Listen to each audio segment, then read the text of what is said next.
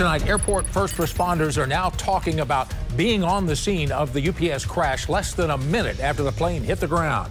Public safety officers at the airport were actually dispatched by air traffic control just moments before the plane crashed, when officials knew the plane was going down. Addie Miners joins us now live from the airport after she spoke with the chief of the department about how their training prepared them to respond. Addie?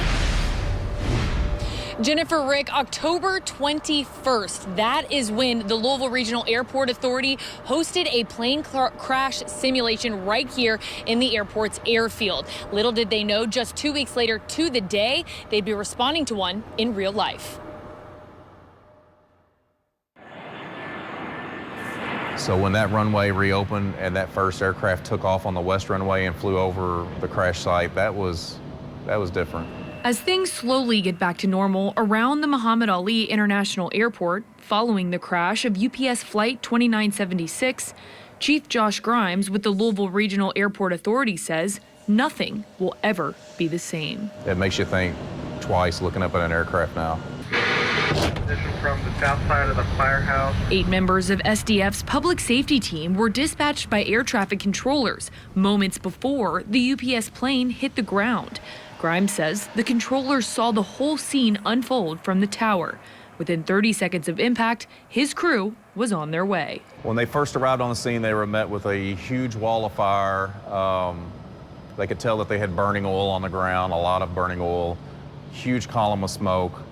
And they obviously had live electrical wires down that were arcing. We couldn't drive the trucks over those.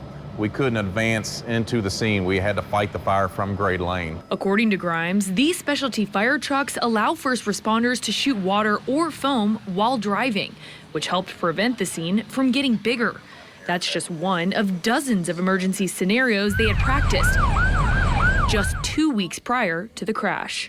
That's why we work together with all the other responders, is to prepare how a unified command system would go, how our emergency operations center would be structured, how the responders would work together. Those things, that paid off. Grimes says the emergency simulation held on October 21st included other fire departments, and the teamwork shown at the crash site was a direct result. Most airport emergency response personnel go their entire career without seeing something like this.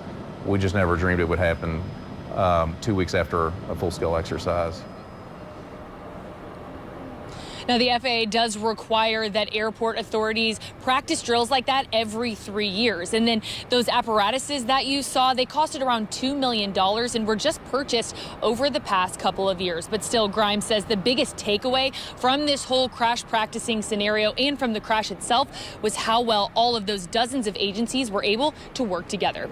Live from the airport, I'm Addie Miners, WLKY News.